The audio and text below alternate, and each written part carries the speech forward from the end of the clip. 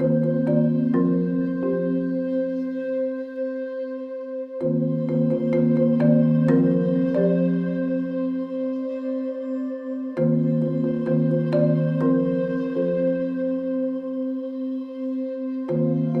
didn't think that I'd qualify because like I don't think this is a flood zone, but it just so happened that this street right here was the last street to qualify in this neighborhood. Like one street over, it didn't qualify. The basement, when I first bought it, really didn't get that wet, but then the longer I lived here, it seemed like it just kind of got wetter and more wet. And then it actually started to get wet in the wintertime too. So I'm like, oh, okay. If this problem's getting worse every year, it's just gonna get worse and worse, you know? Since they did the work, no water has come in the basement, not a drop.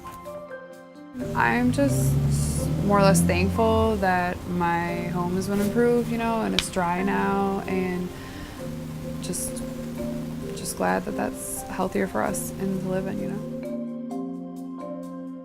When I came on board with the program, the University of Iowa was very integral in helping us kind of set up some of those early assessments that we do with the families and the homeowners to look at their ability to have some social resilience. So we have an extensive waiting list, but it's a good sign that people are hearing about the program and reaching out to get some of these items taken care of that they just couldn't do on their own.